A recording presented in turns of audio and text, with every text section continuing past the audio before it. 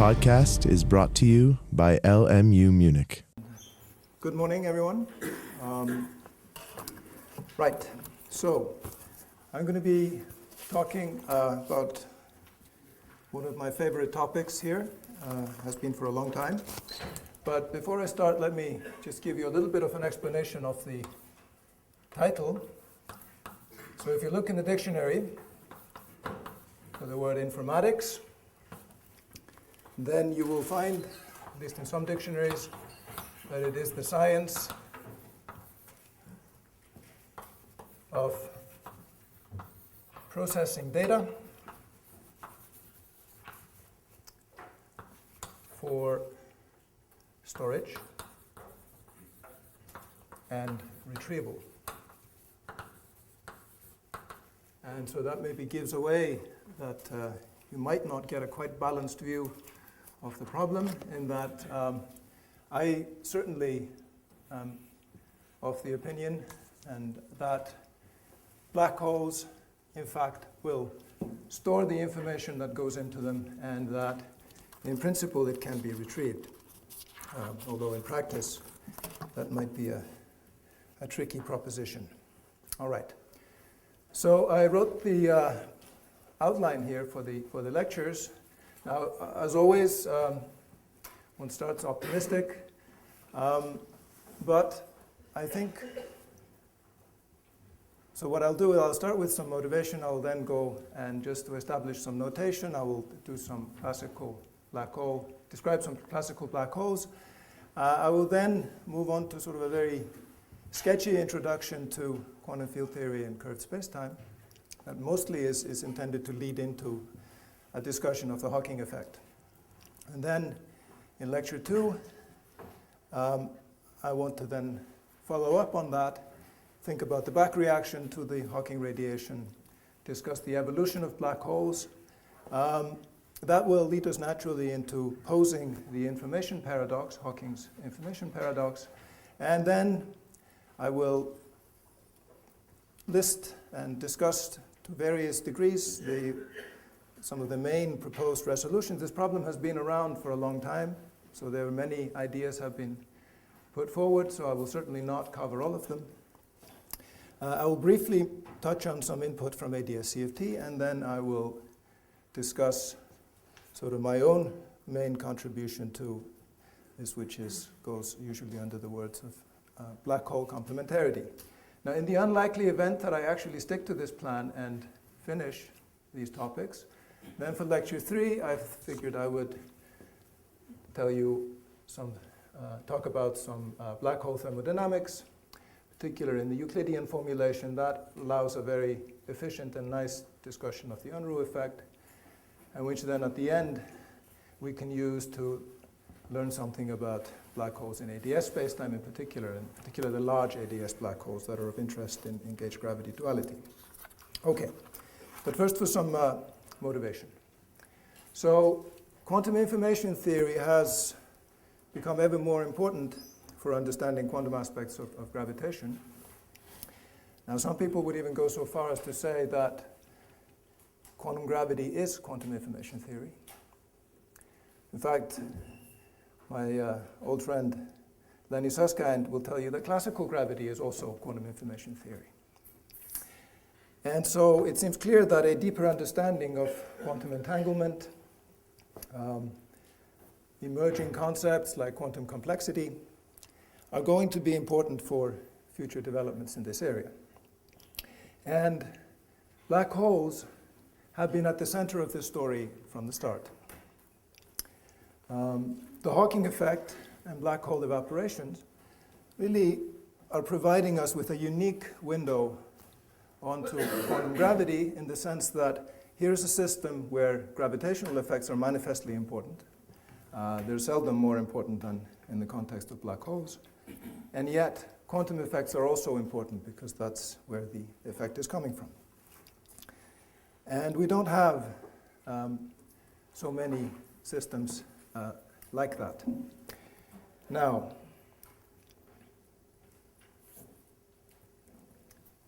during the week, I'm sure you'll see many quantum aspects of black holes discussed. and from many different points of view. In fact, black hole information is a subject that is rife with strong opinions and speculations. So that's, I guess, a warning. You will see both this week, I'm sure. But it's an important subject. And it's important because it touches on some rather deep issues concerning the fundamental nature of space-time. And it has spawned important ideas that go far beyond black holes, like, for example, the holographic principle, which was developed out of, or came out of considering black hole information issues. And my task in this first lecture is to set the stage for what follows, both in my own subsequent lectures, but also for the other speakers this week. Or at least I hope it will be a useful entry point into that. And for this, I will start by writing down some black hole solutions in GR and explore some of the geometric features. It'll be a sketchy discussion for sure. Most of you will have seen something along the same lines before, so at least for this part of the talks, it's mostly just to fix notation and maybe jog your memories in some case. And as I said earlier, I will then introduce some basic elements of quantum field theory in curved spacetime. This, of course, was the tool that Hawking used to discover his famous effect, and so we're going to sort of do a somewhat simplified discussion of that. And, of course, to do justice to quantum field theory in curved spacetime takes more than one lecture or part of a lecture. One could easily give an entire lecture series about that. But we will keep it brief and focus it towards sort of exploring the Hawking effect. Now, of course, there are other motivations to study quantum field theory in curved spacetime. Those include, for example, density perturbations in inflationary cosmology, early universe phase transitions is another. And more recently, there's been a whole subject that has developed. There's a whole new realm of applications that has opened up, and that's in the context of gauge gravity duality and applications of gauge gravity duality, where people are doing quantum field theory, often in rather exotic curved spacetime backgrounds. But we will have nothing to say about that, at least in my series here. Now, I want to offer a disclaimer also up front that the semi-classical approach is, of course, limited in that it's only the matter fields that are being quantized and treated quantum mechanically and not the gravitational field itself. But as we shall see, already at this level, there are many questions that arise that are quite subtle and that have kept theorists busy for a long time and will probably continue to do so for a while. Now, of course, an important motivation for studying quantum field theory in curved spacetime is to move beyond this, is to actually get at the deeper structure, to look for hints about how to quantize gravity itself. And there's been some success in this, but I would say most of the really interesting and crucial questions for quantum gravity, where we want to use quantum gravity or apply it, really fall outside the semi-classical approach. And for example, the semi-classical picture will have very little to say about resolution of space-time singularities, nature of black hole microstates is definitely outside its ken, and certainly if we want to move on to possible unification of interactions, this approach will have very little to add there. In fact, there are indications that the fundamental degrees of quantum gravity are not continuum field at all, and that space-time is itself an emergent notion that only applies at long wavelengths and compared to the Planck length at low energies. And in my second lecture, I will sort of return to those issues. What I hope to get to there is sort of maybe one of the simplest toy models of how holography works, and yet something which is very much under debate still, which is sort of how do you construct holographically the black hole interior from some discrete set of degrees of freedom that are residing on the stretched horizon. Okay. And I have no doubt that the other speakers this week will have a lot to say about emergent space-time and such ideas. Okay. All right. So let me start with some classical preliminaries here.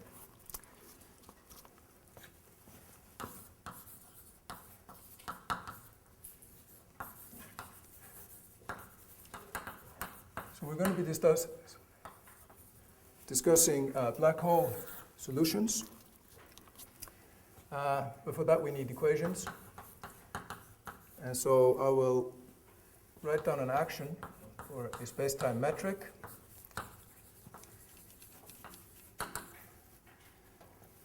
And I'll be using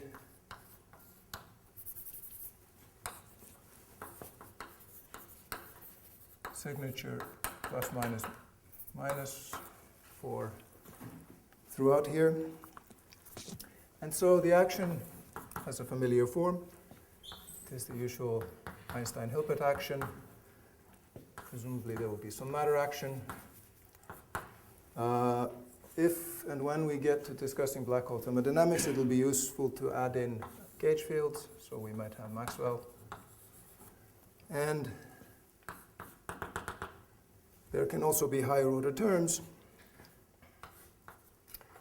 like R squared, various combinations,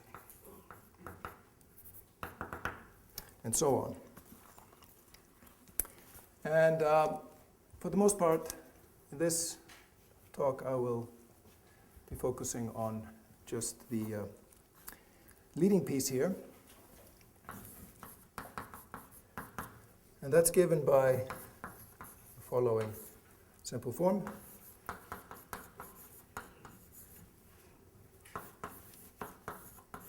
And I'll allow for a cosmological constant in this initial discussion, although for the black hole information problem, that's actually,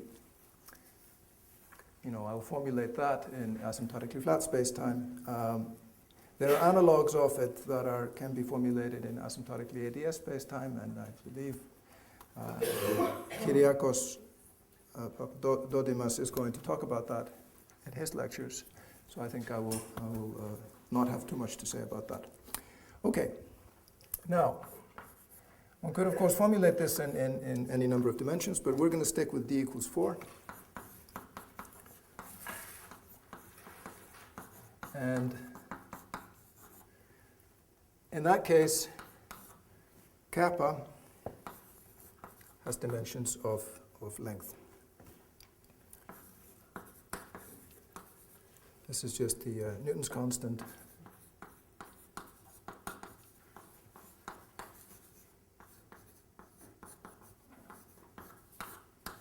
So I get units of length squared, okay? And the cosmological constant, I'm going to basically consider mostly 0, which is asymptotically flat, will give me asymptotically flat geometries. If it's negative, I'll parameterize it in terms of a length scale that I call capital L, in which case it's asymptotically ADS. And possibly, I'll have, although it's not much that I will have to say about positive cosmological constant, but we can include it here for completeness. Okay. And for now, I think it's 1 over 2 kappa squared. There, absolutely. Thank you.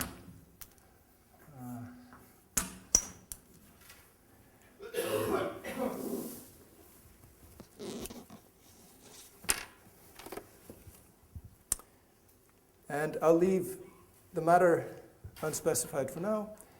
Later on, we will introduce, just to keep things simple, a scalar field. And then when we formulate the paradox, it turns out that we don't actually have to specify the matter so much. We can keep it quite general in that case. We just make some assumptions about the sort of structure of the action. But we'll get to that. Okay. And Maxwell here would just have the usual form. I won't write it down now, but if we get to it in lecture 3, then now let me just comment that in addition to working with this, one often finds it useful to work with lower dimensional toy models. Okay, so in particular, two-dimensional toy models have been used in this business, and most of them are obtained by making an assumption about spherical symmetry and reducing from some higher dimensional theory. Examples are, for example, the Callan, Giddings, Harvey, Strominger model that was quite useful in the early 90s for understanding sort of how semi-classical back reaction works. Some of the Penrose diagrams that people draw for those, and I'll get to those in a minute, for evaporating black holes can really be derived quantitatively in that setting. And a recent dimensionally reduced model is the Jakob-Teitelbaum theory, which is obtained by, so this one is obtained by doing a dimensional reduction of dilaton gravity that's obtained from string theory. And the matter fields there are some Ramond fields. Doesn't really matter where it comes from. By the time that you've formulated it, you find that it has black hole solutions. It has space-time geometries that have the same global structure as Schwarzschild. You can actually also add gauge fields here and get global structure that looks like Reissner-Nordström. The Jakob-Teitelbaum model, you start with Einstein-Maxwell in higher dimensions. Actually, it doesn't really matter which number of dimensions, and you focus on, you do a spherical reduction and you focus on the near horizon geometry of a near extremal charged black hole. And this has been very topical lately because this is conjecture to give a dual description of the low energy sector of fermion models, the Sachtev-Kitaev model in particular. And it's actually what you expect to see, sort of, it's a generic behavior for models that are, sort of, it captures the broken conformal symmetry that you see in those models that have been of a lot of recent interest. I will not have much to say about that, but from the point of view of black hole, semi-classical black hole physics, the nice thing about having these, and I will not talk about them in any detail, but the reason they're nice is because you have thrown away a lot of degrees of freedom. So you can actually you can regulate and you can renormalize in a systematic way. And you can introduce terms in the effective action that are one-loop corrections that actually will implement the back reaction to the Hawking effect. And that's extremely useful as well. And so that's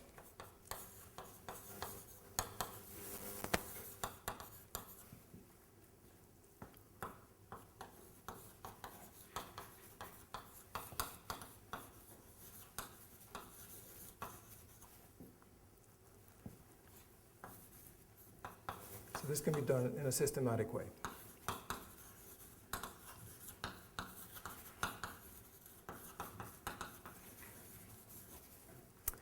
Okay, and that's really sort of the best studied, what one would call semi-classical gravity. In fact, in the CGHS model, you can also introduce a large number of fields, so you get another parameter that can help you with your, get a small number, which is the 1 over n there. and that keeps a lot of the higher loop corrections under control. So it's actually quite a nice setup, but it has limited applicability for the same reasons that make it easy to deal with. Is, of course, you've thrown out a lot of the interesting physics. So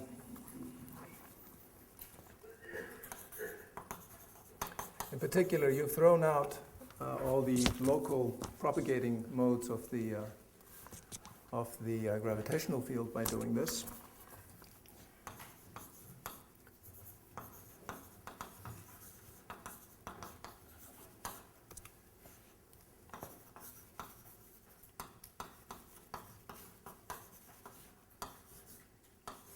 And also, these models are, well, any two-dimensional geometry is conformally flat, and not all geometries of interest are. So there are various things that one has to keep in mind. These are quite limited, but they have actually given us some useful input. So it's good to sort of keep them in mind. And okay, so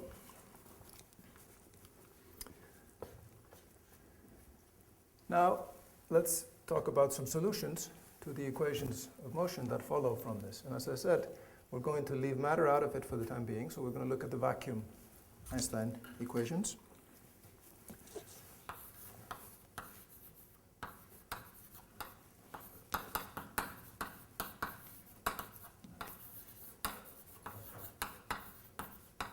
And we're going to look for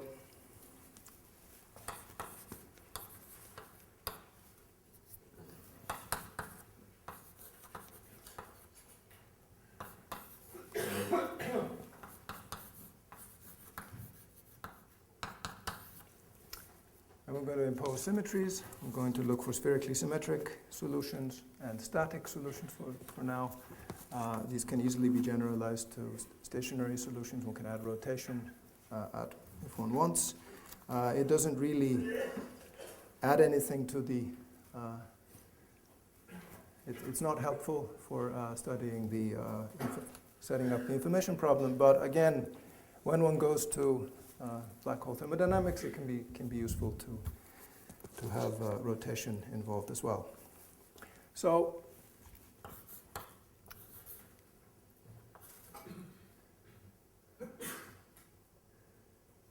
let's start with the ADS Schwarzschild solution.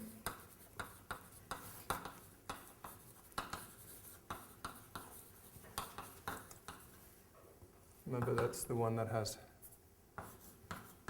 negative cosmological constant. Then we'll find that the line element can be written. I'm going to use an area coordinate, but I'll allow for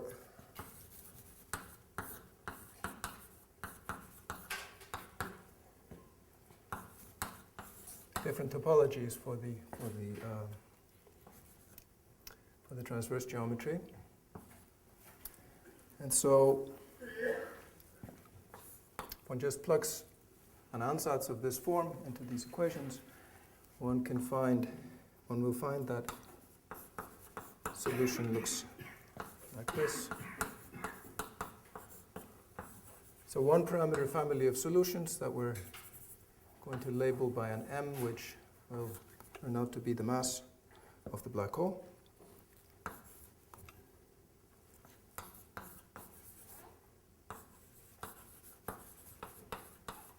And K here, should have been a K.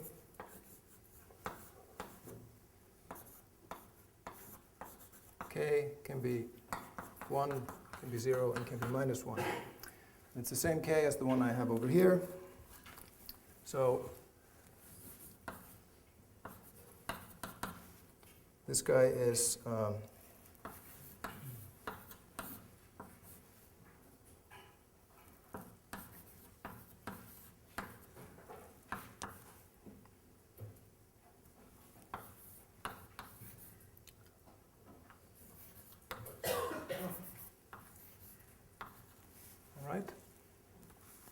and for the different possibilities. I'll write it in more. You can do a coordinate transformation.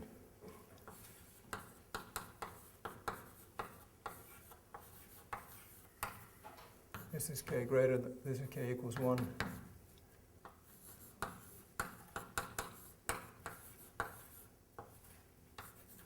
K equal to 0.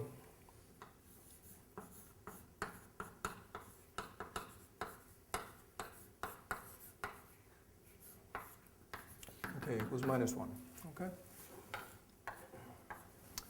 But we sort of economically, you can keep track of them here. And I'll just note that once I've written down this one, I can take limits. I can let L go to infinity. That will give me the lambda, the usual Schwarzschild solution.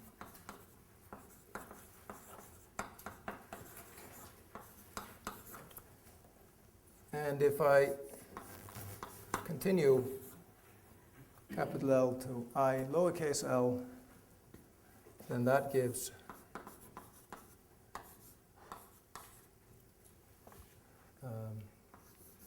de Sitter Schwarzschild.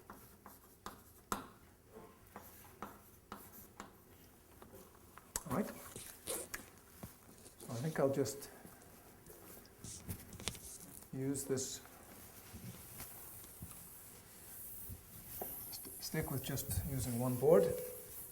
And so let me just plot those functions there and get a sense of what are the options that are offered here. So what we know is that there's a coordinate singularity.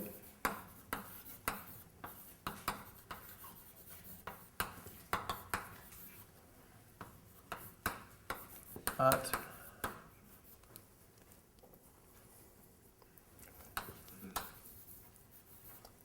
where this function fk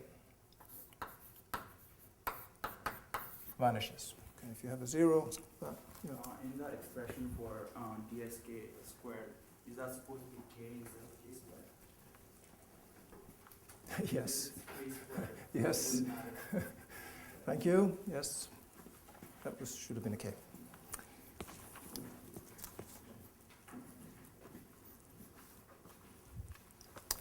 All right. So let me try to make a plot here.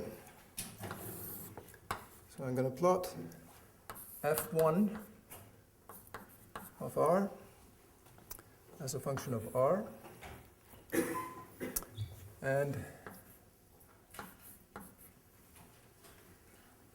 so f1, that's k equals to 1. And if m is equal to 0, you'll see that it goes to 1 in that case and then just grows quadratically. And that is, of course, a solution that just describes empty ADS space. So this is ADS. Okay.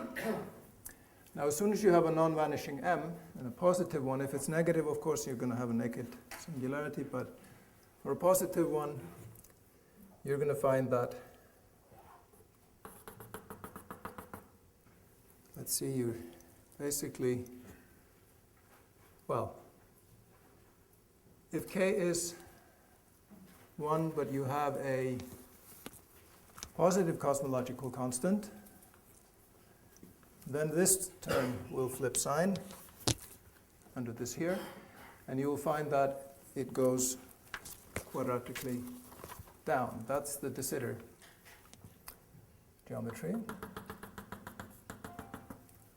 So this is de Sitter. This is lambda greater than 0. This has lambda less than 0. Okay. And then for the black holes, what you'll find is that there's a solution that does something like this. Sort of approaches the de Sitter, but then clearly will have to go to minus infinity. There's another one that will do something like this, probably approach de Sitter. And then there's one that will be just right to go up here. And this is, of course, the lambda equal to 0 Schwarzschild solution. Okay? And you will notice that all of them have a 0 at this end here. That's the black hole event horizon. And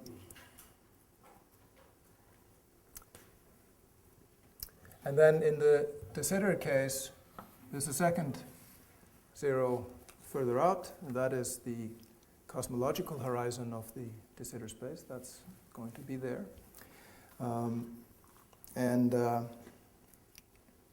There's an interesting special case. When you tune your mass parameter to get larger and larger, eventually this is going to go down here until you have a single double 0. And that's when the black hole horizon and the cosmological horizon coincide. And it's called the Narii solution. And it's an interesting object to study. It's got when people look at it in detail, it's got a non-standard topology for the horizon and sort of shares some features with extremal black holes, but it's of course not generic. It's a very special solution here. Now, if we do the same picture for FZero, okay. Well, I'm going to do it quickly, but you see the only difference is that the things that you're going to get this one, you're going to get this one, and this is, of course, the planar ADS, Schwarzschild black hole, which is sort of plays a central role in applied ADS CFT,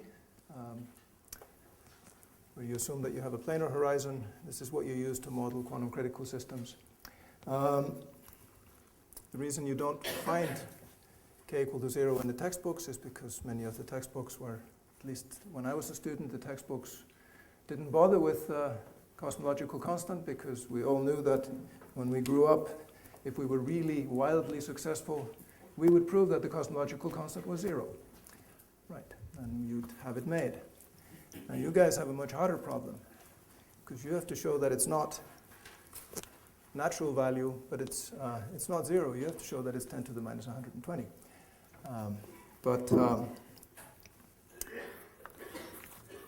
And so the reason is, of course, that it's only the ADS solutions.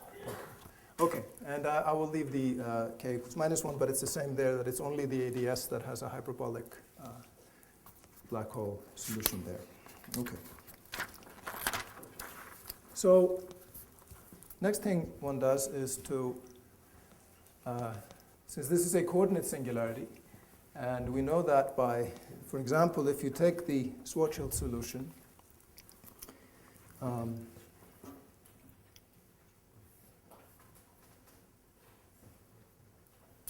you calculate some invariant. You have to be a little bit careful there, because in these geometries they are Ricci flat for Schwarzschild, and for the ADS, the Ricci tensor is going to be it's going to be always a constant. So you calculate something like so-called Kretschmann scalar. So take the Riemann tensor,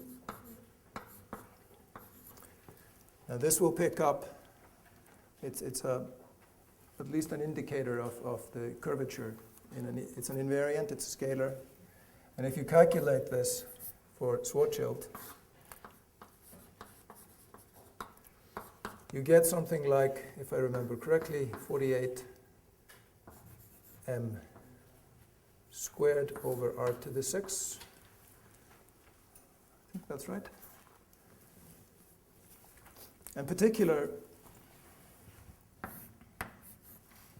what this will do is that it'll blow up as r goes to 0, and that's the central singularity, but it'll go to something like 3 over 2m squared, I believe, or something like that, as r goes to m, which is the location of the horizon in that case. So, and this is going to be important for us later, that the curvature at the horizon of a black hole goes inversely in its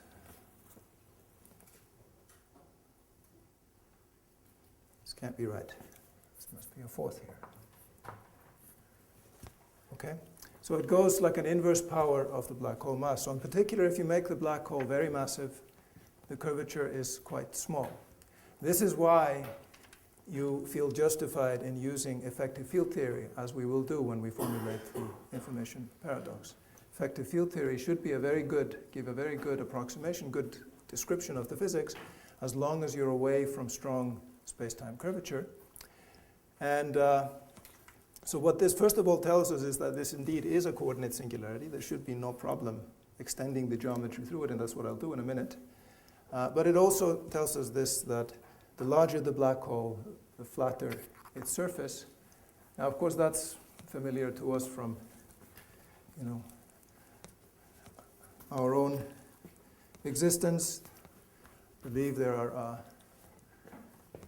people who even had the benefit of college education in the US that claim that the world is flat.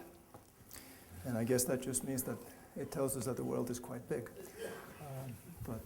And it's exactly the same effect here, of course. All right. Now, of course, you can get a college education if you're very good at basketball without... can we erase that from the record?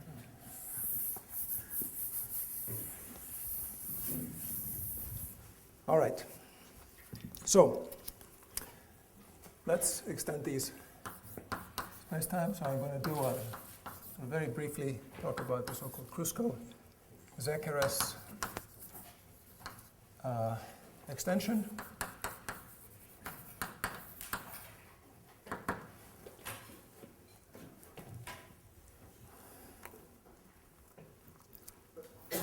So the first step there is to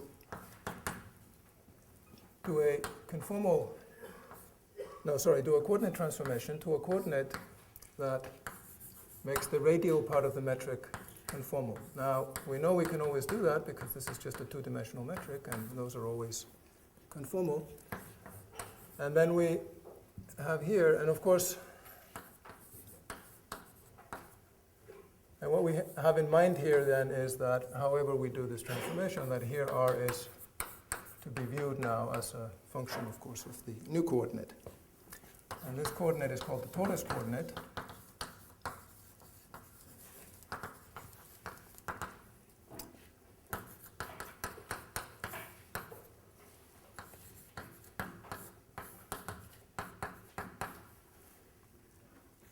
Okay, and so basically the inverse of this integral here defines for you the r as a function of r star. And then we use the fact that we know what the metric does close to the horizon.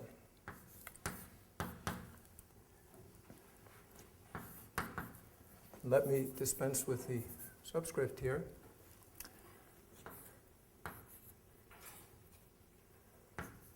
Well, by definition, the horizon is where the leading term in the Taylor expansion goes to 0.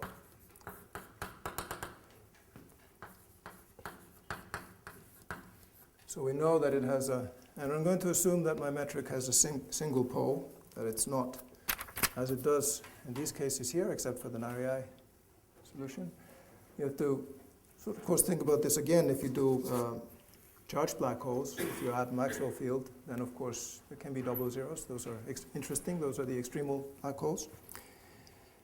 But that immediately tells you that near the horizon, this torus coordinate is going to have the following form. It's going to behave logarithmically. Now, in general, there will be some function here. But the important thing is that depends on the metric that you're working with. You cannot always do these integrals in closed form. But what we know is that this one is regular.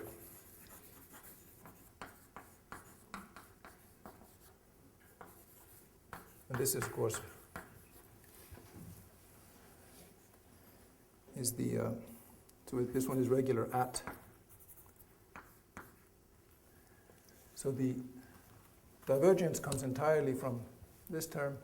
And of course, this means that this guy will go to minus infinity as you approach the horizon, even though r is a perfectly finite variable there. Okay? And just to remind you, you've presumably all done this for a Schwarzschild black hole.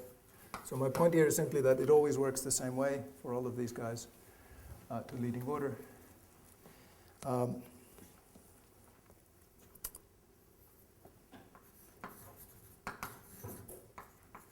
So for the Schwarzschild black hole, lambda is equal to 0, k is equal to 1. And then set 2m.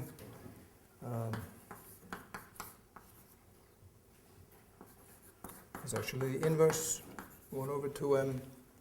And this h of r, you can calculate, is just r minus 2m log 2m. So it's actually just linear in r. Okay. And now the next step is you, having written this in conformal form, you now form null combinations of these two. So those are the natural coordinates to use. So if you want to sort of take advantage of this conformal structure that you've got there. So let's do that.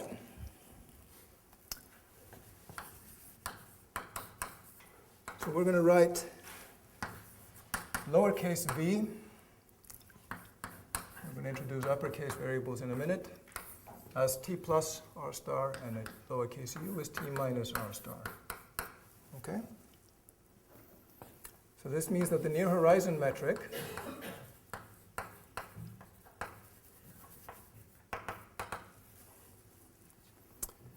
is, well, it's going to be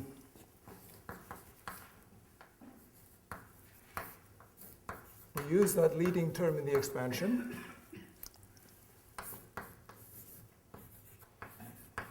And then we get this one.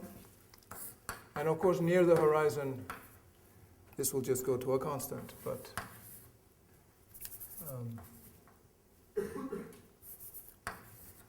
just write it as d omega squared here. Okay. Well, we can keep it. I'm back to doing this in general.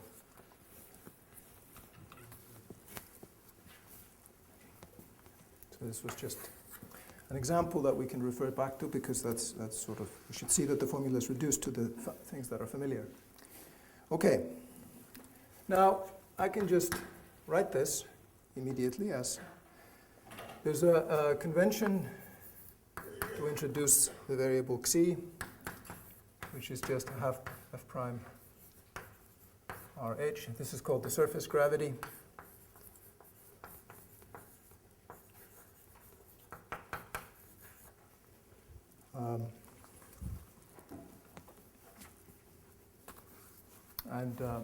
When I talk about black hole, and when we talk about black hole thermodynamics, I mean, I'll discuss it a little bit more. But for now, we can just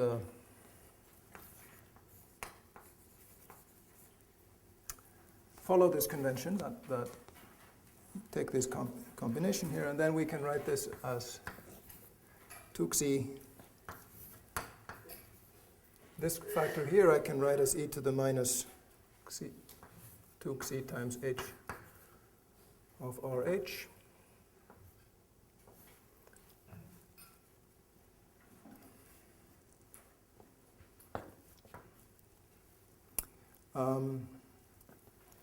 Then I'll have an e to the 2 xi r star.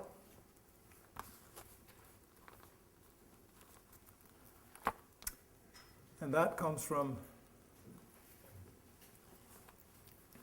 This comes from inverting this relation here. But R star I can write as the difference there. So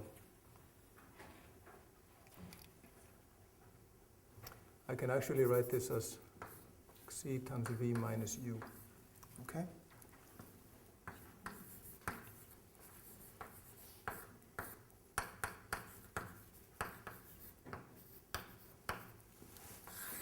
Okay? So now I've gotten, these are just constants now. This is the near horizon metric. And I've written it in this conformal form here. It's still going to give me, it's still singular at the horizon because this R star here is going to minus infinity. And so its exponential is going to go to, basically what I was using here is that 2R star is V minus U. Okay? So the exponential of this guy is going to go to 0, so this is still a degenerate metric. But now, of course, we can undo that by just doing a conformal transformation that will absorb into the Jacobian this factor. So that's the usual trick. So this is going to be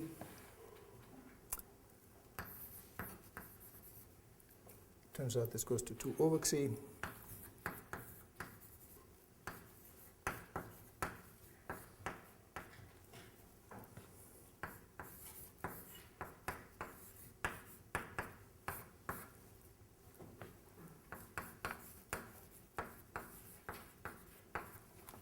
Right.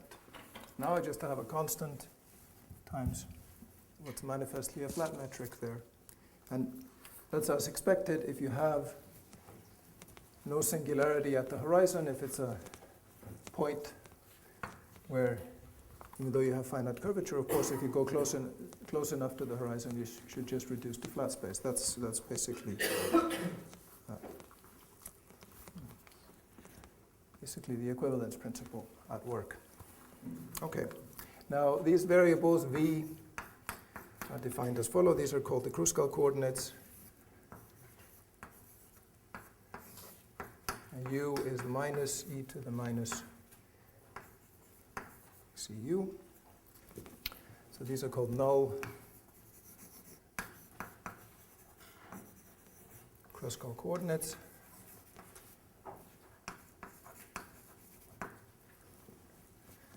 All right. Now, again, I can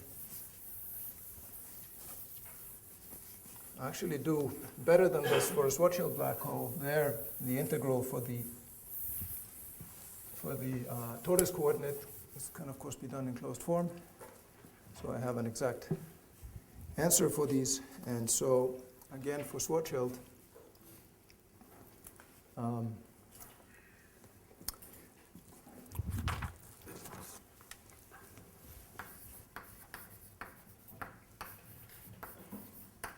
just to remind you,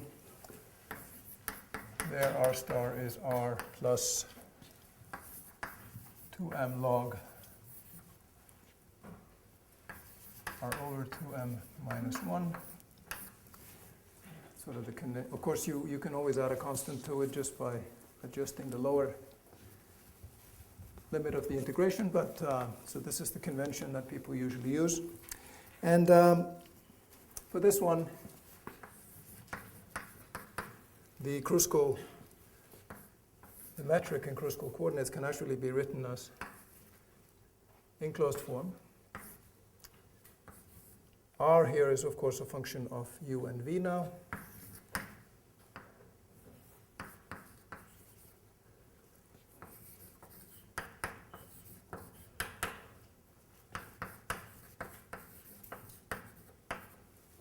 Okay, and the coordinate relations, if you trace them back, you find that the product u times v, well, that one is going to involve the difference between the two, so that's going to involve r star and not t. And that is, in fact, just e to the r star over 2m, which is e to the r over 2m minus 1, and minus v over u is e to the t over 2m. So, if you know where you are in the UV plane, you also know where you are in the RT plane. Okay? And places of interest include r equal to 0. Well, that one corresponds to, you can quickly see, is UV is equal to plus 1. Just plug r equal to 0 into this equation here.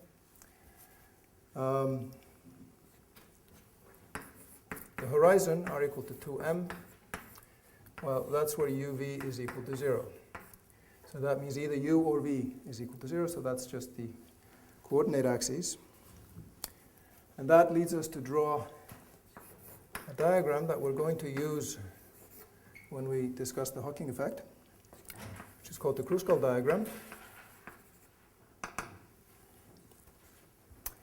And convention has it that you plot this tilted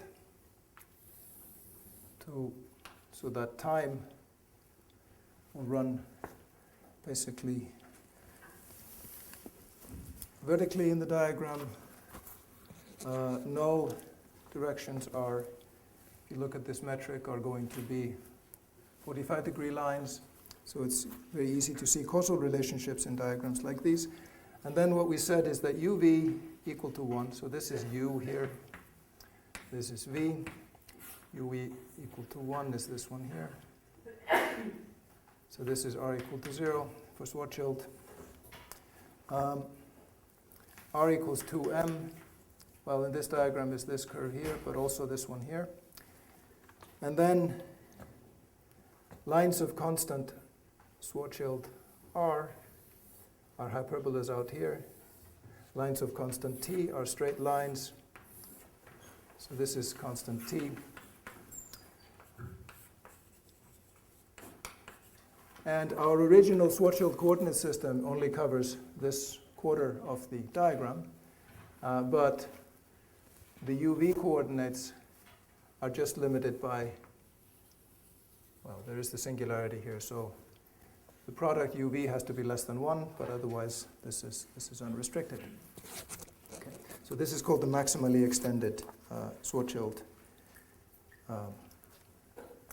And each point on this diagram, of course, carries along with it a transverse space. So there's in the Schwarzschild case, there's an S squared at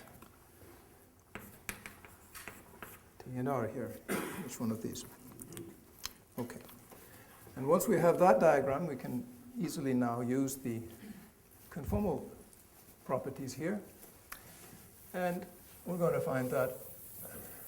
And those are, of course, the diagrams that I was really working my way towards. These are called Carter-Penrose diagrams or conformal diagrams. And they have the nice feature that this entire extended space-time, now in this picture, of course, u and v will go off to infinity here. But we can bring in that point at infinity by a conformal transformation. Conformal transformation here will act separately on the left and right moving, left and right null coordinates. So, and let me stick to Schwarzschild for the time being, and then we'll discuss the others in a moment.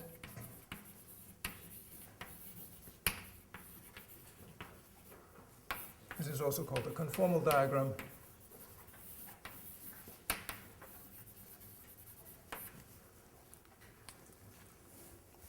And the transformation is very simple. You just define a new variable p, whose tangent is v, and another one q is u.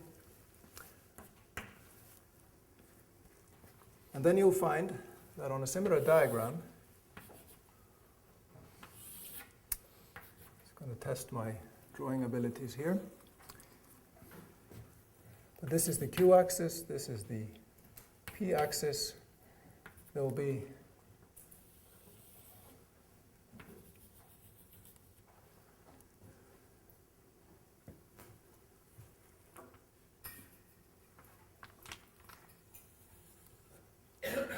you've seen these diagrams before, of course.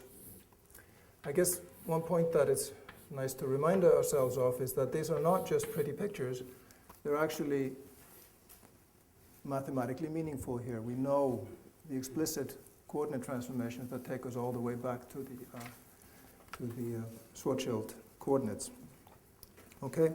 Now the way you get to this is, look, we had these curves here, the horizon, so let's figure out where they go in that diagram. And then we have these ones here, and then we have the point at infinity. So let's see how we get that. Well, if you let p go to pi over 2, well, that obviously corresponds to v going to infinity. Similarly, q going to pi over 2. Well, let it go to minus pi over 2. That's u going to minus infinity. Now, of course, I forgot to mention it when I defined my u coordinate. I put this minus sign here. This is so that the u coordinate will actually increase towards the black hole here. So that's of course just convention, but it's a convention that's universally used. So let's stick to it. And then you can ask, what is this q plus p equals pi over 2? Well, you insert these guys, you use a trigonometric identity, and it immediately tells you that this is in fact uv equal to 1. Well, you can also use minus. No. Well, anyway, this is what you get here. Yes, and now we need to ask, where is the point at infinity? And that you will see is space like infinity is in fact over here at a finite point as well. Now, what these diagrams are most useful for is to understand causal relationships between events in your space-time. Because of this conformal transformation here, well, it's actually singular at pi over 2, so we have an infinite volume sitting out very close to the boundary. So these are tricky diagrams if you want to know if two points are close to each other, but they are reliable when it comes to causal relationships. And in particular, this is a null surface here. Remember, there's a sphere that goes along with every point here. That's going to be a sphere of infinite radius as you get out here. This is basically, it has a funny letter that the relativists like. It's called scry, and you put a scry plus. So this is basically where outgoing light rays outside the black hole will go. There's a corresponding scry minus, which is where all the light that comes in came from. And then there is a point at infinity is sometimes called scry 0, but that's not going to be so important for us. Okay, so this is for the Schwarzschild black hole.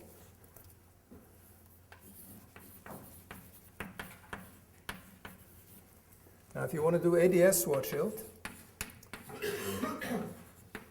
this whole story goes through. We still have a simple 0. The H is going to be somewhat more complicated. You're probably not in 4 dimensions going to have a particularly useful explicit form like this one. But the important thing to note, in distinction to this one here, which goes to minus infinity at the horizon and plus infinity asymptotically, the torus coordinate in ADS Schwarzschild actually is finite going towards the boundary.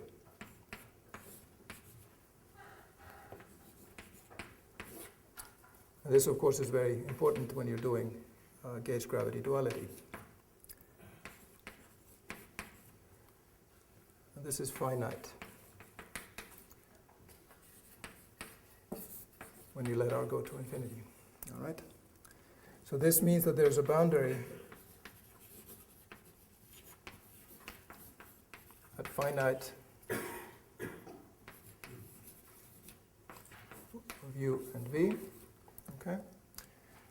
Now we can draw the corresponding diagram here.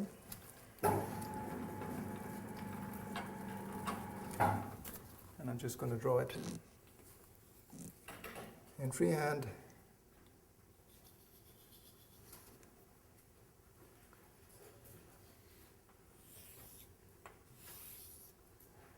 And then there is a boundary then, something like this. And it actually bulges out a little bit. This is not just my bad drawing. And this can be important when you're discussing making some boundary to both constructions in ADS-CFT. This is, if you're doing pure ADS, you get a straight line here, but any positive mass will bend out this curve a bit. Okay. Now the final one I want to do is the simplest one, and that's the Minkowski metric. And of course, the reason I want to do that is because in a minute I want to talk about black holes that are formed in collapse, and that means we're going to be patching together some solutions. We're going to assume that we're in flat space-time early on, and then matter collapses, and the curvature and basically curves the space-time into a black hole. So let's just very briefly do the same construction for Minkowski. Now here, I don't need to do any coordinate transformations. That is, I don't need to absorb any coordinate singularities, is what I meant to say.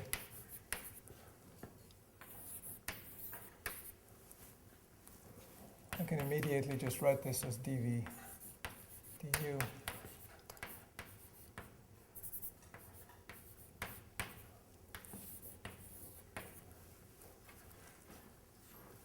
Where, as before, this is okay. So R equals to 0 is just V equals U. And then we introduce a tangent. P is V. Tangent Q is U. We plot again a PQ diagram. R equal to 0 would be this curve here. And then we get basically this diamond, this triangular shaped thing, sorry. And so this is R equal to 0. This is my surface. Scri plus, scri minus. And this, sort of in a more formal way, is what we mean by when we say that Schwarzschild black holes are asymptotically flat. We're actually saying that the causal structure towards future and past null infinity is identical to that of Minkowski space. So, all right? So what does this look like for gravitational collapse then? Well, we can, I'm not going to give you a calculation of a collapse metric. That's of course, for that I need to solve the dynamical Einstein equations, and that can get quite complicated. Later on, when we discuss sort of a simple model for the Hawking effect, we will sort of do a trivial solution where we just patch together through we imagine that we have a shell, spherically symmetric shell that's undergoing gravitational collapse. Then the geometry inside the shell by Birkhoff's theorem is just going to be flat space-time. The geometry outside, also by Birkhoff's theorem, a spherical symmetry, is going to be that of a Schwarzschild black hole. And one can patch the two together. And so the surface of the shell will be along some curve. And so it's going to look something like the following. Now this picture is much more general than that, but in particular one will get this picture if one does this construction that I was just describing. But your Penrose diagram for a gravitational collapse will look something like this. So far away from the collapsing matter, so this could be this shell that I was just describing. This could also be the surface of the core of a supernova, that's undergoing collapse. Doesn't really matter so much for this. So here is my R equal to 0. And early on, I'm assuming that this matter, again, this of course, all time-like curves are going to coincide here. That does not mean that these points are necessarily very close together. And so early on, I can imagine that I have rather diffuse matter, or in the case that I'm talking about, sort of a shell that is far away from the origin. And that means that my geometry down here is going to be only weakly. If the shell has a large mass, it starts out large, it's going to be very close to Minkowski space down here. It's not going to have gone inside its own Schwarzschild radius until much later. Here's the event horizon. So we will have Minkowski space out here. We'll always have Minkowski space out here. That is the statement that we have an asymptotically flat geometry. But we're going to get a section. Notice that the corner there, top right-hand corner there, has the same structure as this part of the black hole Penrose diagram. And that's the statement that I said, that once you've formed the black hole, the outside solution, even before you've formed it, is going to be the Schwarzschild solution. But after you form the black hole, you're going to have this part of you're going to have a causal structure with a singularity here. This is also R equals to 0. This is now the singularity now. There's some nomenclature here as well. We have the scri plus and the scri minus, and we're going to use this in a minute. We have, so basically let's imagine we just have a star, then this is the interior of the star. This null surface here is the event horizon. Now inside here is called the black hole region. And now the event horizon is a null hypersurface.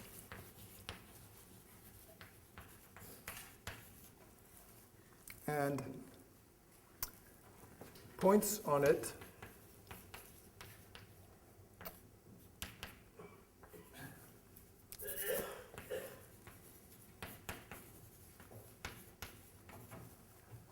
they are either null or space-like separated.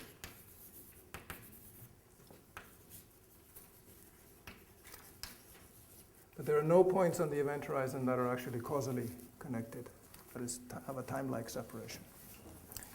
And this is a fundamental fact of event horizons that I'm not going to go into, but it's going to be something, if and when in lecture 3 we get to do the area theorem.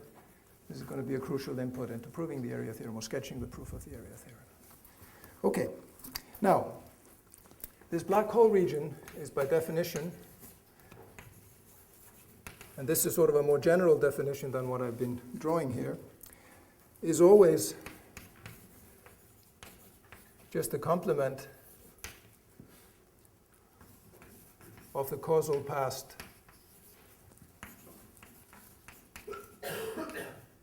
of this future null infinity. Now that's just a sort of slightly mathematically sophisticated way of saying that it's the region from which light cannot escape. Right. Because anything where light can escape, by definition, it'll escape to future null infinity. Now, and the event horizon, again, by definition,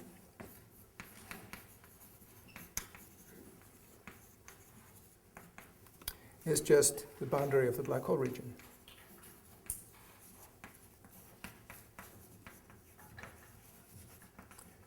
Now, of course, in these extended diagrams here, there will be an event horizon on both sides here. There's another asymptotic region over here.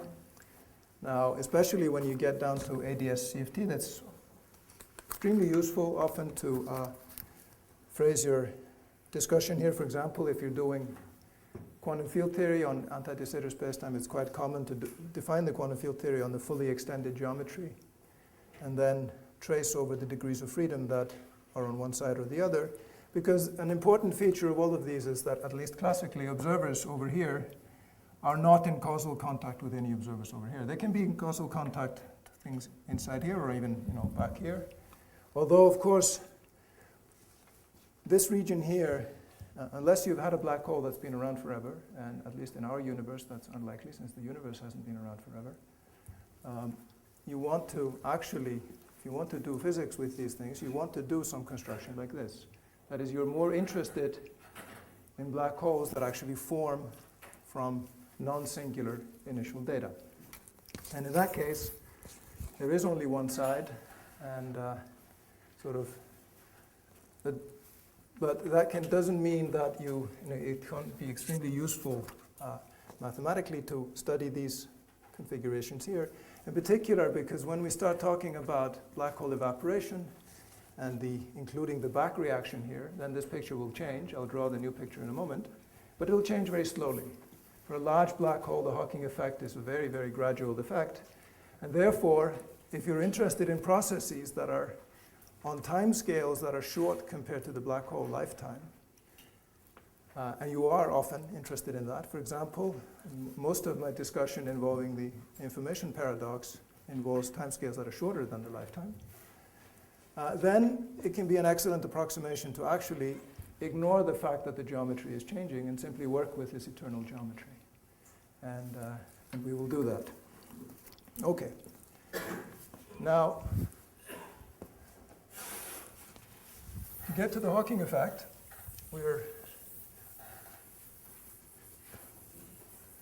I'm going to basically anticipate what the answer is going to be, and then I'm going to set about arguing for it. All right? And so the Hawking effect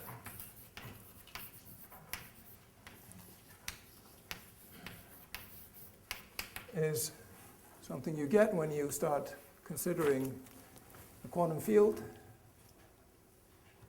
on this background, and it was in particular this background that Hawking was looking at. He considered black holes that would form in collapse in 4 dimensions. And you study, so you have a fixed background. It's a dynamical background, but it's not. We're ignoring for now the back reaction of the whatever quantum effects that go on with your matter field. And but then what you will find is that if your matter field was in a reasonable state at very early times, you would insist that the matter field basically be in its vacuum state down here on a Cauchy surface close to here. Then Hawking's line of reasoning culminated in showing that at very late times, when you're getting close to this point here in the diagram, you're going to find a flux, an outgoing flux of particles, or field quanta. It's the simplest to show for scalar fields, but Hawking also considered spinors, and then others looked at gauge fields. And it's always the same conclusion that these fields, but not only that you will actually find that the spectrum is thermal, and this is where the information paradox comes from, or is connected to that. So basically, for now, let's just take it as established that the black hole emits radiation.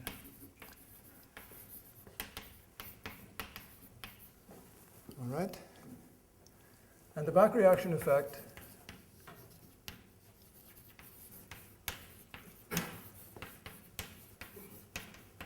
is small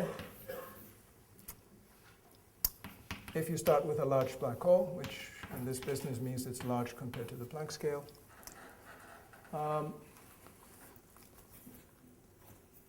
but it is important over long enough timescales.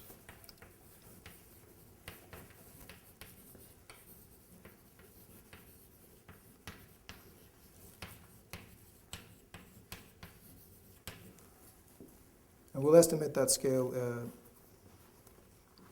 in lecture 2. And so what the picture will be is it starts out, the formation part of the diagram is exactly the same. You're going to have some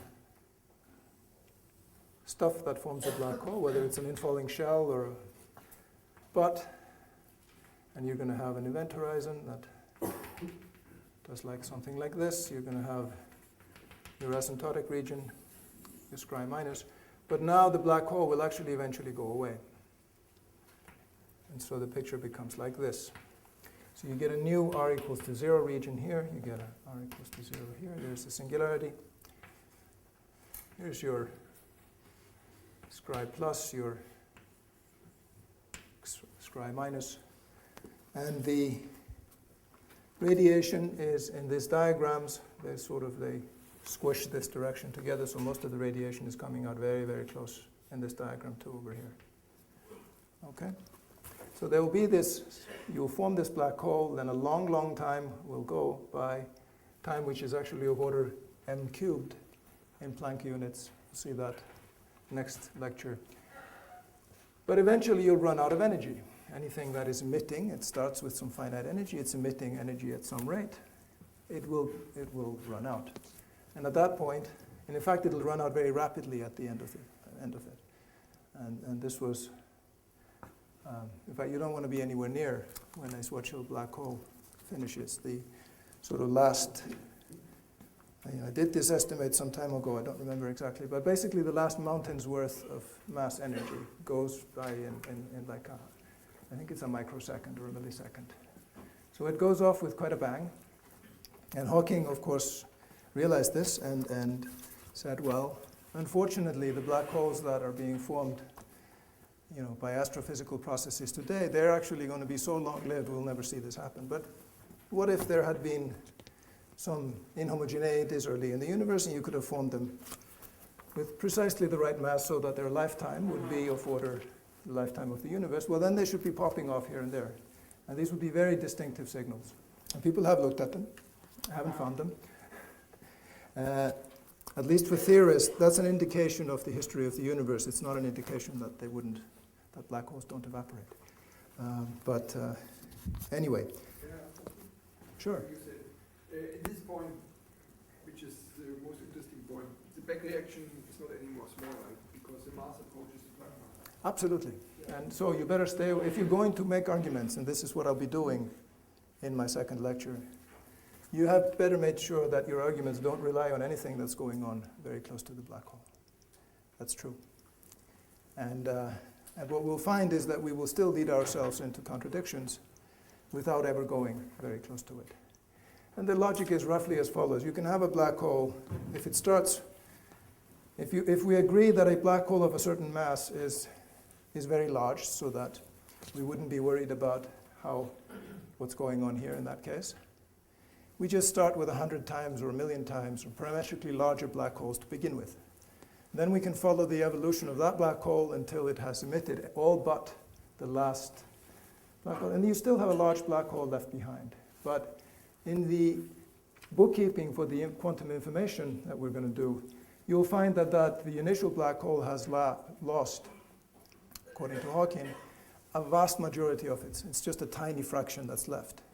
And so therefore, even if you have considerable information left because you still have a large black hole, the fact that you started with a much larger black hole means that you've already lost a lot of information. And that's also, and in fact, we will formulate the thing simply into, we can also, and this is what I will do in the next lecture, is I can formulate things in terms of some Gedanken experiments where I can see that observers will actually see unacceptable results to experiments that we can imagine doing, even if those observers never go anywhere near these strong curvature regions. And that's a key part of formulating the paradox in a sort of convincing way. Okay, so I've done a number of the things that I said I would do in my first lecture, but I haven't done quantum field theory and curved spacetime yet, and I haven't done the Hawking effect. So what I want to do in the last few minutes here is to just get started setting up quantum field theory and curved spacetime. And then, since I'm talking to you again at the end of the day, maybe you won't have forgotten where we were at that point, and then we will just pick up the thread from there. Okay, so let's just write down a few definitions so that we can get started in the afternoon. It's getting, of course, as I anticipated at the beginning, it's getting less and less likely that we'll get to the topics of lecture 3, but that's, I guess, we'll just have to be so. Okay. All right. So we're going to switch gears a little bit here, and we're going to talk about quantum field theory and curved spacetime. That does not mean I'm going to give you any sort of comprehensive course on quantum field theory. I mostly want to look at a very simple quantum field theory and highlight some differences that arise when you're in curved spacetime as opposed to Minkowski spacetime, which is where we usually learn how to do our quantum field theory. Okay.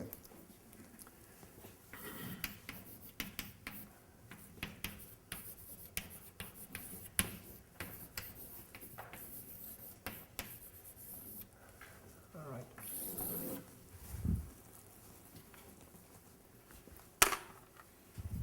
So, what we're going to do is to just look at the simplest theory possible. We're going to look at a minimally coupled scalar.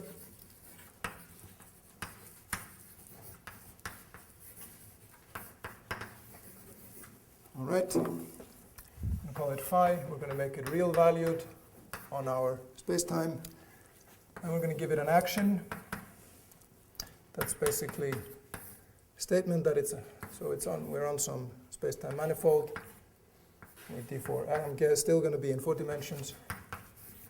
There's going to be some metric on that manifold. That's not going to be dynamical here, but it's not going to be, I'm going to assume that it's a background metric that's already been established.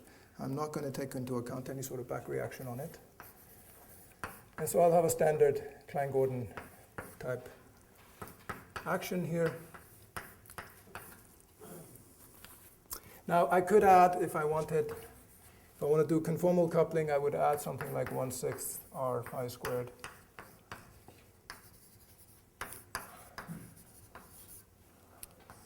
And this is a useful thing to do for many purposes. In particular, if you want to look at quantum fields in cosmology, when you have the Friedman type metrics, they are conformally flat.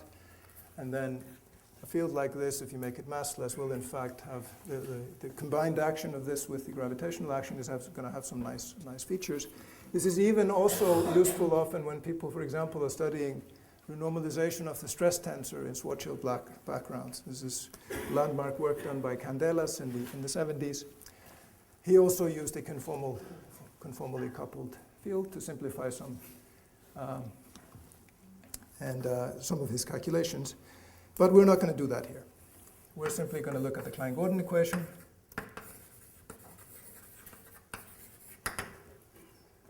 And so that's the usual. And in fact, at some point in the discussion, we're probably going to put the mass to 0. But let's keep it there for the time being. Now, we're going to assume something about m for now, which is, of course, not going to hold for our black hole spacetime, and that's going to be where the problem comes from. We're going to assume that m is globally hyperbolic. Now, what that amounts to, in sort of practical terms,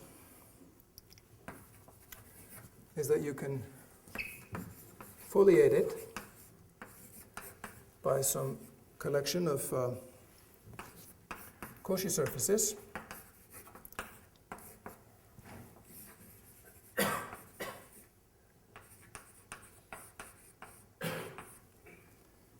And we're going to call those sigma. All right? And then we can choose basically local coordinates.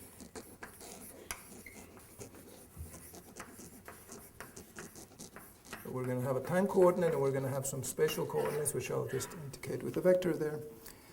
And these guys here are just coordinates on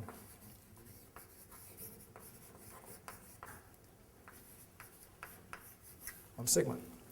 And so I can label my different Cauchy surfaces by a time variable, and then my theory here, can do think about a Hamiltonian. I can start from the Lagrange density. I can evaluate the canonical conjugate momentum. I can go to Hamiltonian formulation, and then I will have a Hamiltonian that will generate the evolution in X0 along these different Cauchy surfaces. Okay?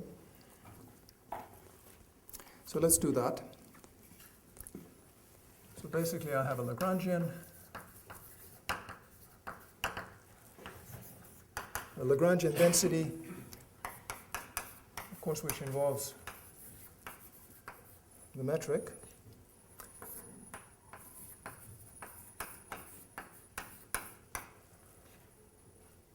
Plus m squared phi squared, right? We'll look at the conjugate momentum.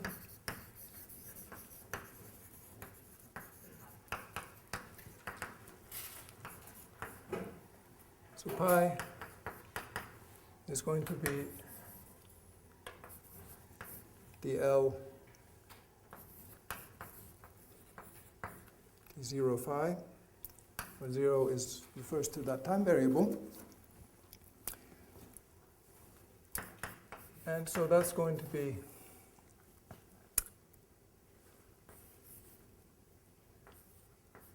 something like this,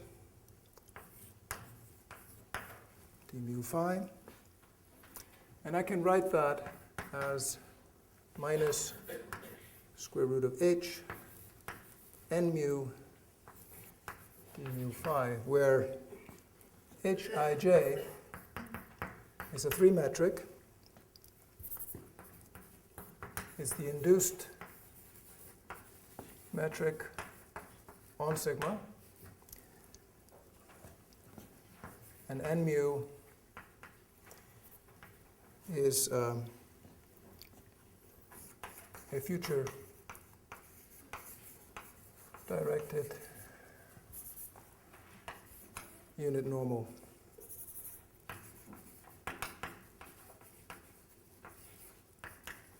Sigma.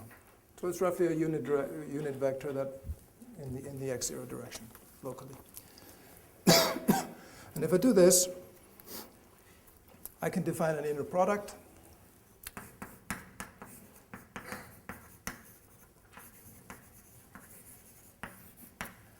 And let me just wrap up by writing out properties of this inner product, and then we will break for coffee. So if I have two complex valued functions f and g, I define this Klein-Gordon inner product as the integral over sigma mean, a current that's formed out of f and g, and I'm going to write out what that current is, with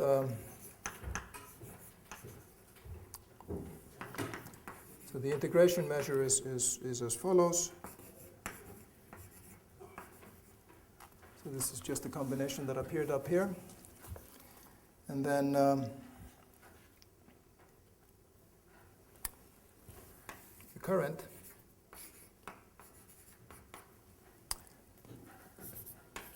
for given f and g is minus I g mu nu d nu complex conjugate of g minus. So this should be familiar. This is really just the same. We're just writing in a slightly, we're adapting to the curved background the usual definitions from Minkowski space. Okay? And the important thing about this inner product, well, several important things, but the most important one for now is that it's actually conserved. That is, if you use the Klein-Gordon equation, it's easy to show. So if your variables f and g here are solutions of the Klein-Gordon equation, then you'll find that they are going to be, these are going to be, we're going to use this norm for the mode functions of the scalar field. Then you'll find that this current is in fact equal to, is conserved.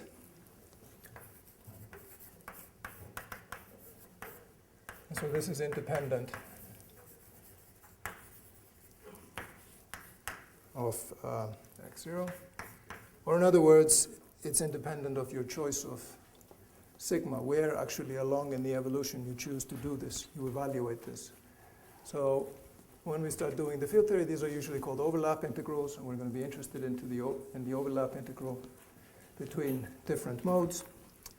And it is important that you might be interested in the value of an overlap integral over here, but if you evolve the whole thing using the Klein-Gordon equation from that, you may be able to evaluate it by doing an integral on a surface down here where you know what's going on. There's no black hole.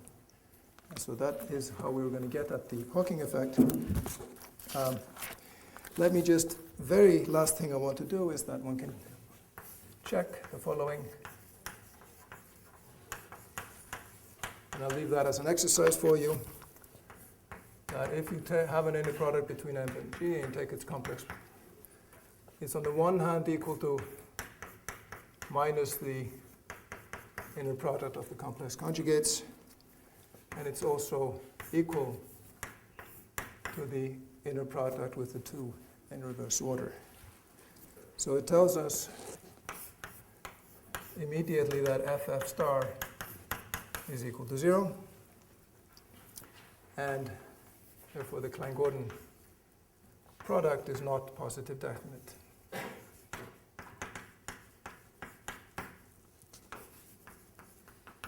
And that's also nothing new here, that's also true in Minkowski space. Okay, so I'll stop here, and what we're going to do after the, in the afternoon, we're going to start with, right from here, we're just going to take our scalar field and we're going to expand it in a complete set of orthonormal modes, orthonormal under this inner product, and take it from there. But, so we'll end it, stop here.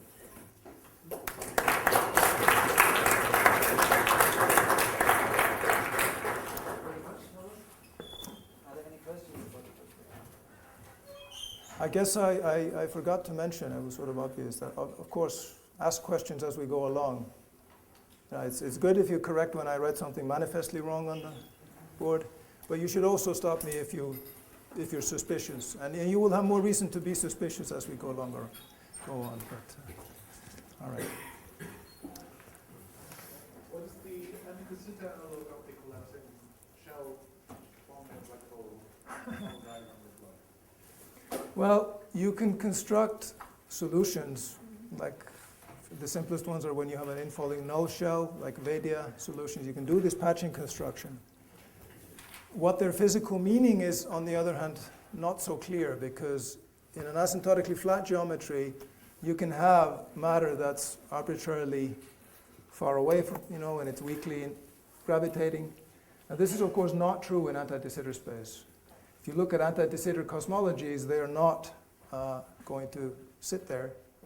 And so it's kind of hard to set up the initial, for the information problem. This is one of the reasons why the information problem really needs to be formulated in asymptotically flat space-time, is that if you try to start with a diffuse distribution of matter in anti-de Sitter space, it is going to close your geometry very quickly. And so from that point of view, even though you have these constructions, and people certainly use them in gauge gravity duality, for this kind of problem, they're not so nice. Another way to say it is that if you try to time reverse the situation, which you should be able to do if we're right about information not being lost, anything should, you should be able to run You might get an unlikely scenario, but it should be at least physically possible. But if you try to run in reverse, matter that's falling in from infinity is not going to make it back out to infinity because of the confining nature of the ADS potential. And time like geodesics will not make it.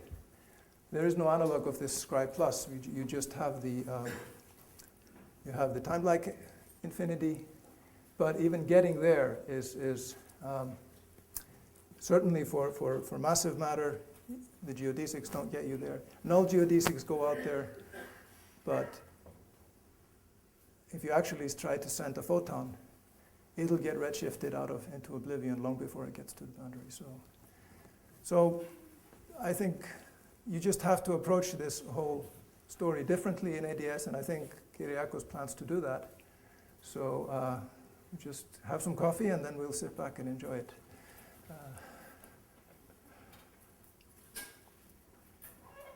So I still have a couple of comments to make, but let's first thank Larus for the first lecture.